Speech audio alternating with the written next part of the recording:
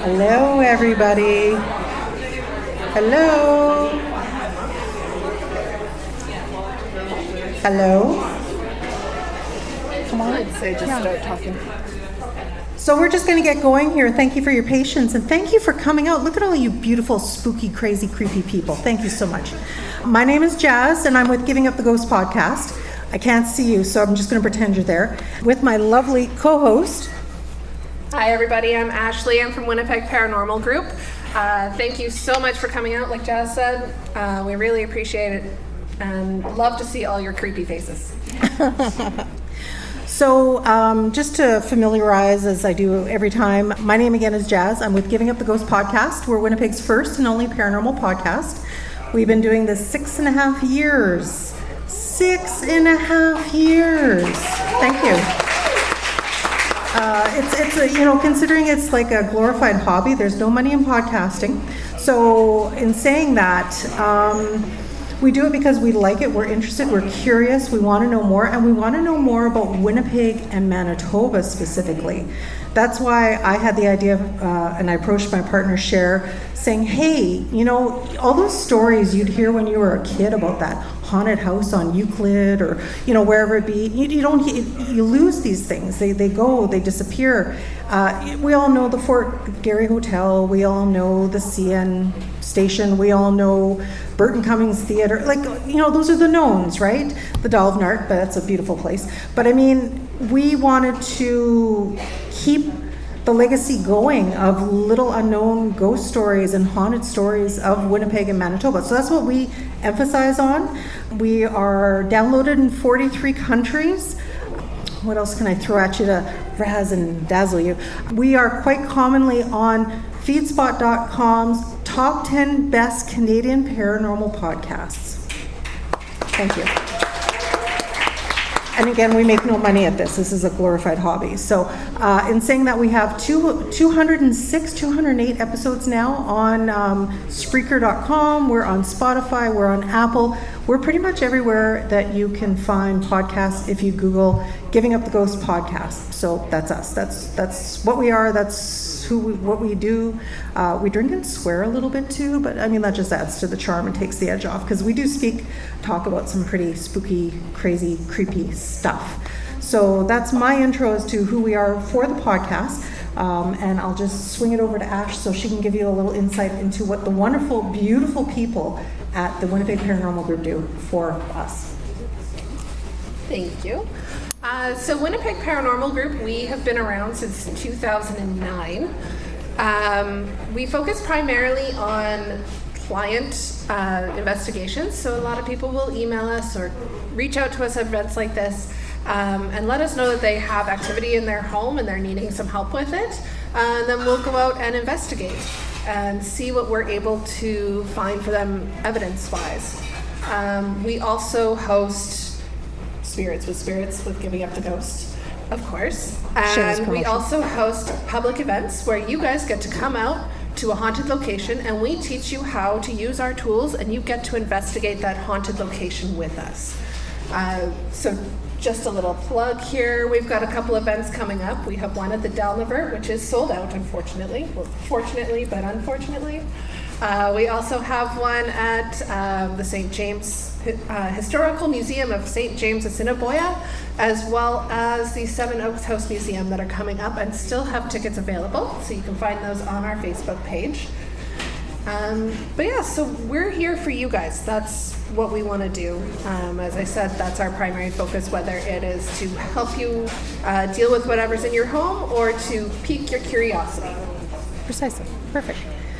And tonight, last month actually was our first time at the King's Head. Thank you so much. If we can have a round of applause for the King's Head Pub. They are giving us this location, this creepy, cool location because it's haunted. So that was last month, but we're not going to talk about the past. We're not going to look in the rearview mirror. Just if you see something here or you feel something here, please let us know. So aside from that, we have a special guest tonight from the Dalnavert Museum. Has anybody been to the Dalnavert? Show of hands. Awesome. Excellent. So as you know, that place is haunted as well. And as Ashley said, they have that coming up as one of their tours. And we are lucky enough to have somebody representing the museum to come out tonight and tell us some of their creepy cool stories. So hands together for Lauren.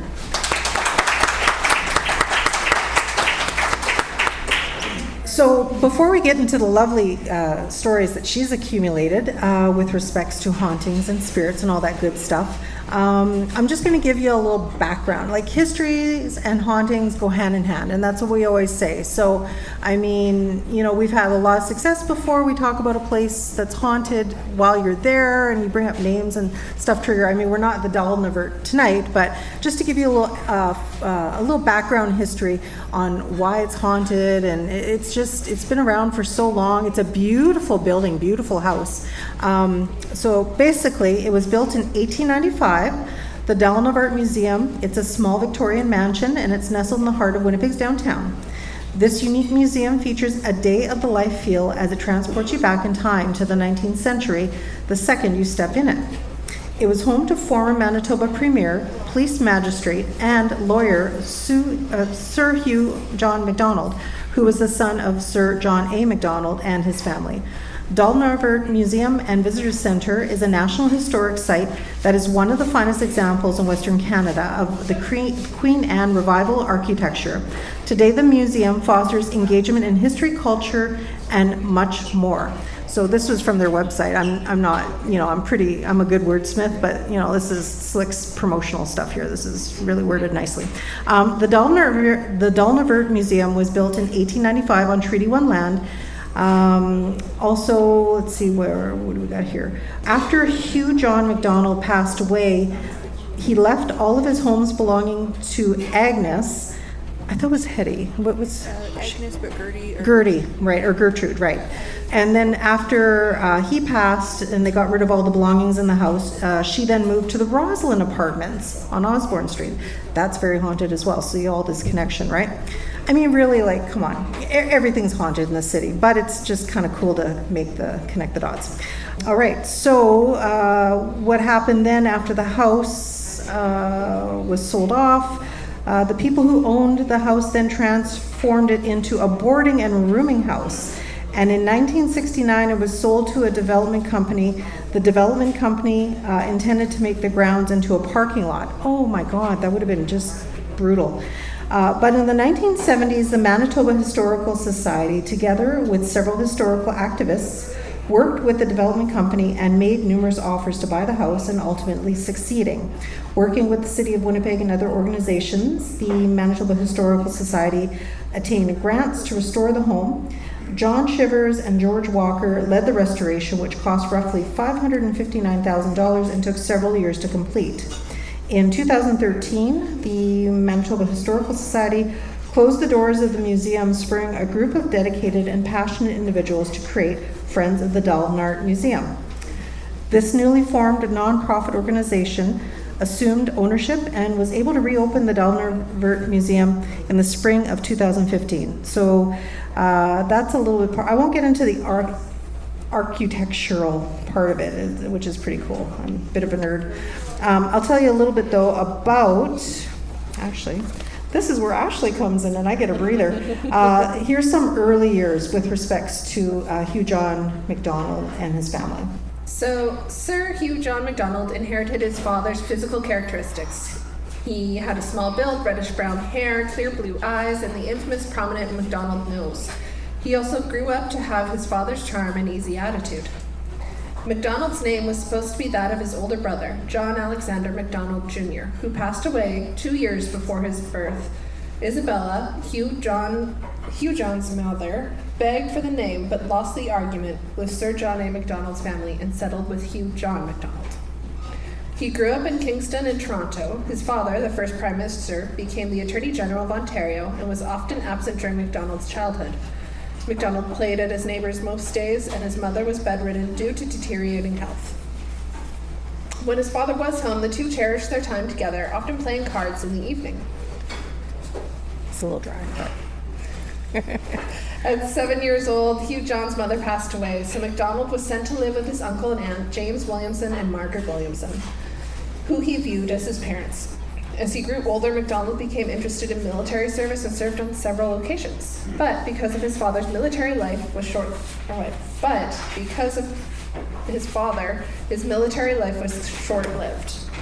In 1872, MacDonald was called to the bar, and after that, he begrudgingly practiced law with his father. Do you want me to do that?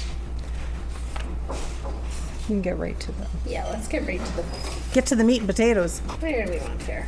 You know this better than I'm me. thorough. What can I say? A little bit of his career. So in 1911, he was appointed as magistrate in Winnipeg. In 1912, he became Knight Bachelor of the Bath and was given the right to be called Sir Hugh John MacDonald. In 1917, he challenged the Board of Police Commissioners and refused to allow the police union to be allied with the Winnipeg Trades and Labor Council. In 1918, he voted to instruct the chief constable to interrogate all members of the police force. Ooh. In 1919, was at the front line against Winnipeg general strike. He viewed the strike as revolutionary movement. 1925, he turned 75 and celebrated his birthday with special meetings put on by the police commissioners. 1927, he made his last appearance on behalf of the Conservative Party and was carried to a platform to address the National Liberal Conservative Leadership Convention. In 1928, he resumed duties in the courtroom after recovering from his first leg infection. 1929, he retired as magistrate on March 2nd. So his wife, Agnes Gertie, was known for her extravagant events and floral decorations around the Dalnavert. Lady MacDonald was the daughter of, I'm going to butcher that, S.J. Van Koonat? How do I say that? Covenant? Van Conet? Thank you. Thank you. Who worked with Sir John A. MacDonald. Agnes married Hugh John on April 26, 1883 in Toronto, and a year later they had their son Jack. Jack is pivotal. So again, we're just telling you all this stuff because they had quite the posh lifestyle. With Gertie, not only was she a busy socialite, but she had a great impact on Hugh John's political life. And according to letters Hugh John wrote to the Prime Minister Charles Tupper, Agnes nudged him to advance his political career and even convinced him to get knighted. Good for her. Behind every good man is a good woman. So she had some health issues as well, and she had 2 strokes. So the family had hired in-house nurse named Hattie for her. And Hattie took care of my grandparents and family for years, says Hugh Gainsford's Agnes's grandson. So Hugh John had a daughter from the first marriage, which was Isabella Daisy Mary, but there was also Jack. And Jack lived in the house up until his death. And he actually died from diabetes because back in the day, I'm just looking for the dates, back in the day it wasn't treatable. So unfortunately, Jack was diagnosed with diabetes as a child, which was difficult to treat during the Victorian era since there was no cure or proper treatment to manage. So in the effort to curb his suffering, the MacDonalds took Jack on several trips to help him from various medical communities. I'm still looking for the death date here. There we go. He was actually very educated though too, just to throw that in there. But he returned to Winnipeg after one semester. Later in life, like his father and grandfather, Jack had his eye on law and he had studied at the University of Manitoba, but he died before he could finish his degree. His funeral was held at All Saints Anglican Church. Look at that. Was it 1905?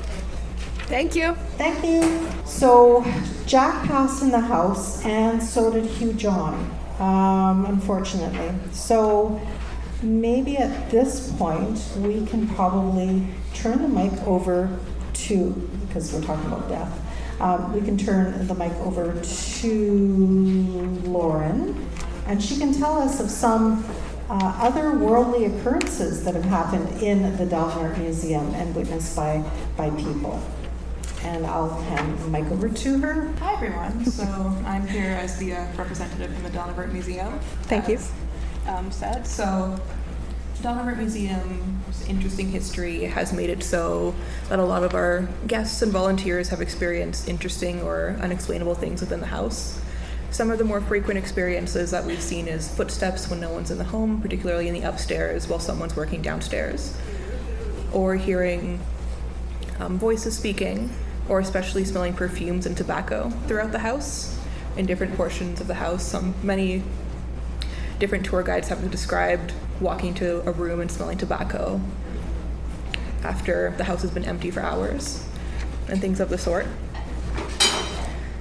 I sent out a message to all of our volunteers out of curiosity before I came on to see if anyone had any interesting stories that they'd like to share, and we got a few emails and responses. The main one being one of our main volunteers. He's been with us for several years now. His grandmother was actually a cook for the MacDonalds. That's cool. In the early 20th century for about 5 years. And he described his experience in the home of seeing things fly off shelves very frequently when he would be reading alone, waiting for guests to visit, or times where he would come downstairs after being alone in the house and seeing the oven doors be open, which if you haven't been into the museum, our oven is a giant industrial 2-ton monster of a thing. So it's very hard to get that door open and closed on its own. And for other stories, here we've had described of visions or seeing figures throughout the home. I don't know if you want me to get full into stories right now. Or Yeah, for sure. Yeah. So I got a few write-out stories sent in. So one email was from one volunteer's Alora. So she says that during the summer of 2023, while working as a tour guide, she felt that the house carried a particular stillness. And during a typical tour in the warm late afternoon, I had a small group of guests with me. And as I climbed the stairs to the main staircase, I paused at the top landing to gesture towards the master's bedroom. And as I explained it, something tugged my attention, and I turned my eyes, and towards the attic stairs there was a woman. It was the impression of a woman dressed in a white 1890s style gown. Her figure was faint, almost translucent, but there was no mistaking the period of this dress. While she was gliding, not walking down the attic staircase, and without acknowledging me or the group, turned down the back hallway towards what would have been the servants' quarters. I froze briefly. No one seemed to notice. The guests had all turned to admire the master bedroom and were unaware of anything. I hesitated, debating telling them what I'd seen, and I wondered if I had imagined it, but I felt like I know what I saw. After the tour, I asked some of the other guides casually if they ever noticed anything odd around the house, and one looked at me and said they hadn't, but the collections curator said that she had felt spirits in the house. So that's one experience we've had from one of our tour guides during a tour. Another we had, this was a comment we received of someone describing going into the home and fainting once they reached Jack's room. They described them as feeling as something went through them before their body dropped. And it took them a moment to collect themselves before they could come up. And we've had a lot of previous spooky events to speak in the home over the years, and lots of different experiences through that. But one story we had was from another volunteer who, during a seance in the basement, as everyone exited, she felt a rush go through her body and felt extreme nausea and had to go home. Another volunteer has described seeing a cat in the upstairs window that vanished as soon as it appeared. And our collections curator has had several experiences. She describes herself as a sensitive and has said that she's had many experiences of spirits in the home. She describes there as being 2 men in the upstairs attic, as well as 1 man living in the closet to Jack's room. Mm-hmm. And she's described herself as being channeled through spirits in the parlor during ghost tours as well, and has described saying things that she felt was not herself saying them. Mm-hmm. But yeah, those are some of the ghost stories we've received just from our volunteers. Oh, thanks. Thanks, Lauren.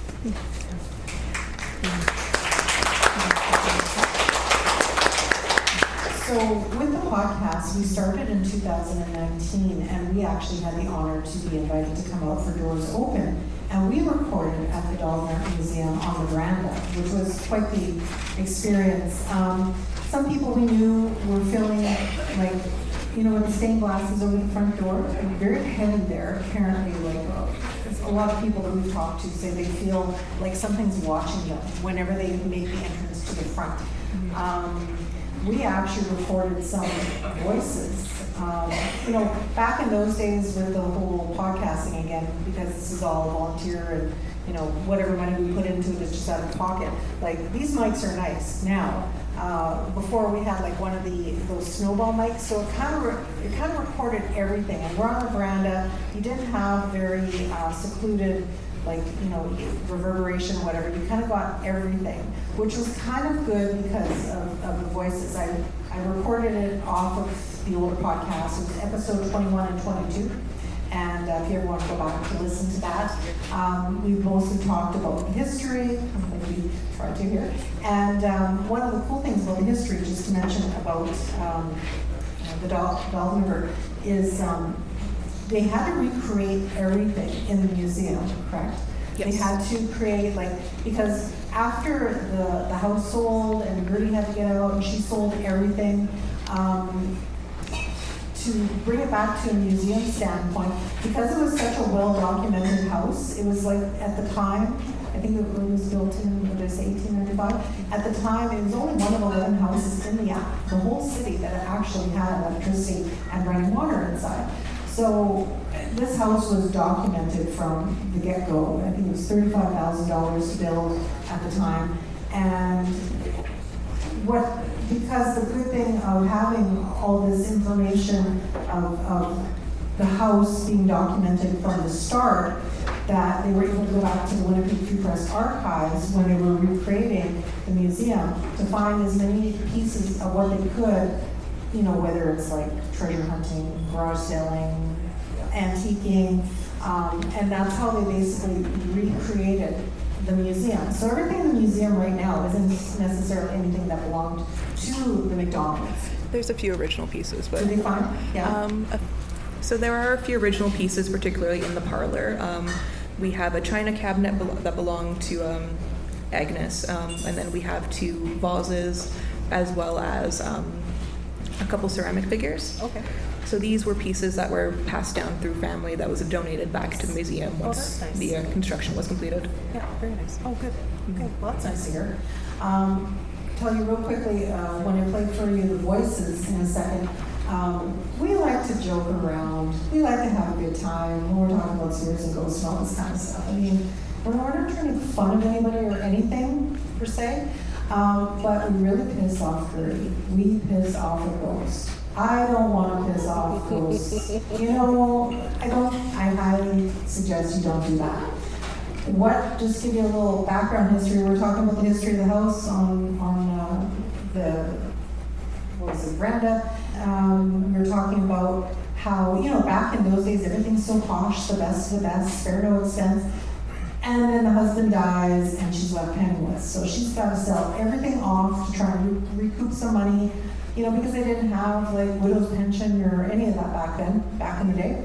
Apparently she had a dog at some point that she loved, her little pug. And when that dog died, she went and had it stuffed because she loved it so much. Guess what got sold during a garage sale for 5 cents or 25 cents? It was the dog. And we're laughing and we're making fun on the veranda, her veranda. And after we made fun of it, you heard a voice and it said, lies. Did I not have to like replay that like as I'm editing? You know, sitting in my dark little office like at night doing some editing. I'm like, oh my God, what was that? You know, I just shit my pants. And then there was another portion when I was editing the recordings because, you know, we're trying to promote the podcast. Do you want a business card? Do you want a business card? People walking by. Do you want a business card? And I say that, and then you hear a little ghost girl go, yes, yes, yes. So those were pretty cool catches, and I would love to go back and record again so I can, you know, make amends with Gertie. There's probably more spirits than just the MacDonalds, you know, because that's who we know, that's who's there. But spirits are spirits, and there's transient spirits. And it was a boarding home for a while. You know, spirits is basically when you pass, your body goes, but and energy lives on because that's what we are. Like energy is energy; it will continue on. So maybe some people love living there, or even just visiting there, or staying there, and maybe they gravitated to go back. Who knows, right? So it's not necessarily maybe the MacDonalds. However, they do say in the parlor they do smell Gray's perfume. I've heard that one. And Hugh John in his study, cigar smoke, because he's known to smoke cigars. I've also heard late at night too, if you look out, sometimes when you're passing by, you can actually see either Jack looking out his bedroom window, or you can actually even see Hugh John looking out of his study. So if you're brave enough to look one dark night into the windows, don't go creeping on the ground. We don't promote trespassing. No, that's a bad thing. So in saying that, there are a lot of really cool things. My mother-in-law, who's now passed, she actually started the gift store in the Dalnavert. She built that up for them and worked for them for a little bit. And she had even said she had smelled the cigar smoke, and also she would run down to the basement to go grab stuff, and then the service bell would ring. So she'd run back up, but then realizing that was disconnected like 60 years ago. So there's still something there, that's for sure. And you guys from the Winnipeg Paranormal Group also captured some stuff. If I give this to you, Sure. And I'll go get my audio. So, several years back, I'm going to say 6-7 years ago, we were actually filming a sizzle reel at the Dalnavert. And it started out in the basement. One of our investigators said that he felt like he was getting a hug. So my partner Kelly, who unfortunately is not here tonight, she took over one of our tools called a millimeter and took it over to him, and it was spiking on his back. Now this device doesn't normally spike like that. Like it measures electromagnetic fields, which is kind of like what comes out of it is what comes out of your microwave, right? That's why they always say, don't stand in front of your microwave. So there's absolutely no reason that this should have been spiking on a human. And then they started asking some questions through the ghost box, and they asked, who's here with us? And clear as day, like almost like they were standing beside them, you heard Jack come through the ghost box. So Jack is definitely in that house. Probably was it there. Well, I don't blame him. Sure. That's his family home. He was fortunate at the time. Yeah. Choice of choice. Hopefully we'll get some more experiences coming up at the beginning of July. Okay. I'm just going to see if we can play this audio. I do apologize. It's from computer to audio. I'm going to crank it up here and just going to show you a little bit of the conversation of us talking about the pug, and we'll see if it plays. See if this works. Such a prestigious house at the time. Yeah. And the fact being it was one of 11 houses in the city that actually had electricity. Yeah. Right? And even their stove has got a temperature gauge on, which was unheard of. Yeah. That's like they got all the convenient. They got all the conveniences. So what I was saying about all these articles, I guess this house was always pretty much well documented in those days. So they got pictures of what the rooms looked like and stuff. So they go back and retrace it to see what items that they had to make it original. To make it original. Yeah. Because when she sold the house, she sold everything in the house. She sold her stuffed dog. She had a pet dog. She had a stuffed dog. She lost 50 cents. Oh my god. Yeah. Yeah, seriously. I know. And she had it in a Right here. yeah, that's how that story covered. Poor puppy. Little puppy. No, it didn't come, but anyway, it's on there. It was eyes. Anyway, and then I'll just see if I can. I'll see if I can show you the little ghost girl. This won't be as long. Sorry.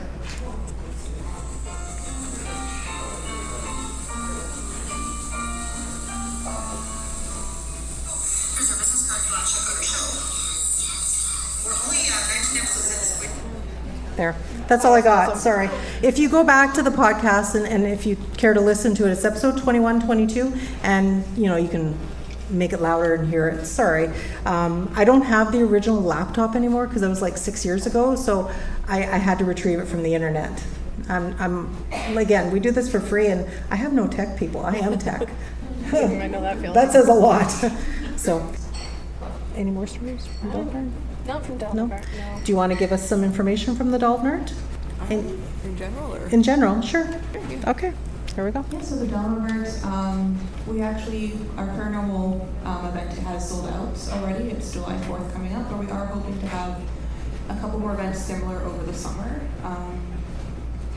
Speaking, our collections person is very involved with the spiritual in the home, and we'll kind of talk about that at length, so we're hoping that she will kind of give a guided tour surrounding the paranormal aspects of the home soon. She has lots of thoughts on what and who isn't in the house. Okay. She said that she believes that there are 2 men upstairs in the attic, one Indigenous, one English. Oh, And she describes there being an Indigenous man in the basement as well, okay. and a man in Jack's closet as well. And previously, when the show was featured on a couple different ghost hunting shows, I believe it was, the name escaped me. I'm sorry, I should have written this down. But That's okay.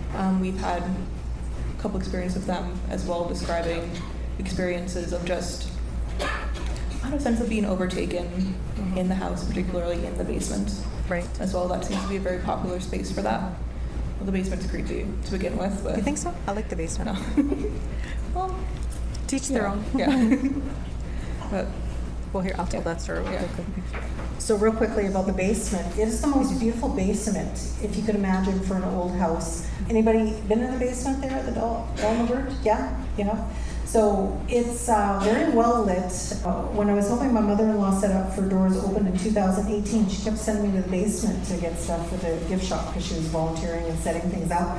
I'm not one to get freaked out easily. I don't, whatever. But basements as a rule tend to be kind of creepy. But this is a nice basement. Like, it's well taken care of, the wood planks on the floor. And every time I went down, I felt a really sense of positivity and warmth. When you feel like when you're in the shade and then you go in the sun and the sun hits you, it was that kind of warmth. Like, it felt positive. And I thought, well, this is kind of weird for a basement for me.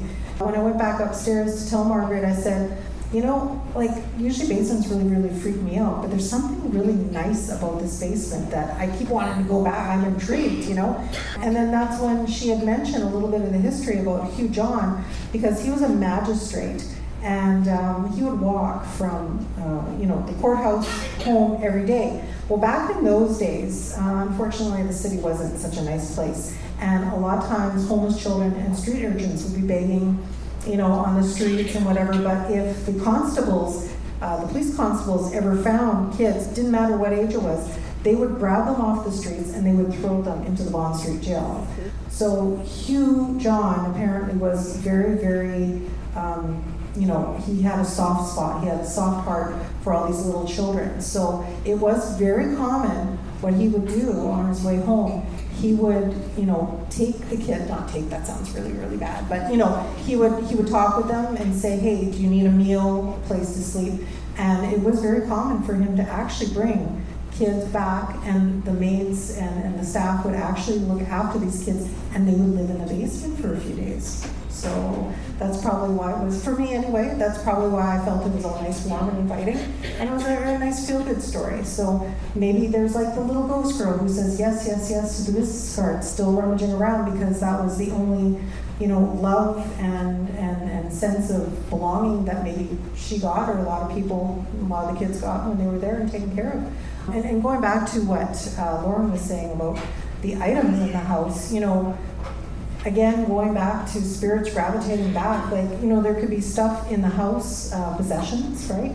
People get attached to things and attack and go back to where the object is. So, it's quite very possible too that we're not talking about just the deceased people that either passed in the house and or gravitated back, but it could be the belongings that maybe they're attached to and have come back to.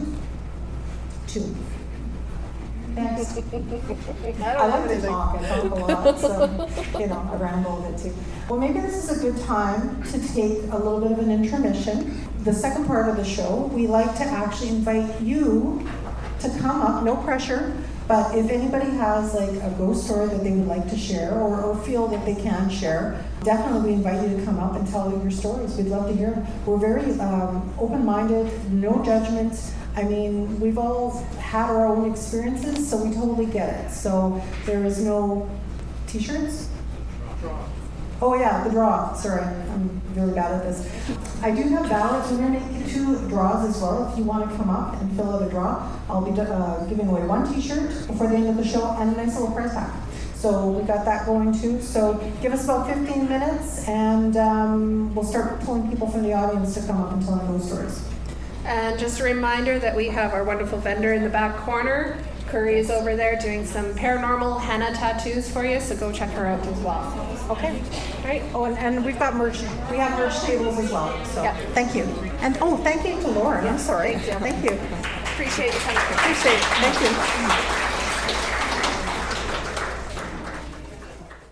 And also, as we say at the end of every podcast episode, because we're recording, and remember to live every day like it is your last. But never give up the ghost. There you go. Thank you. Have a great day, guys. Take care. I'm like, I can't do it. You never remember. I know. I know it either. You did well. You did At least well. I got an excuse. So well.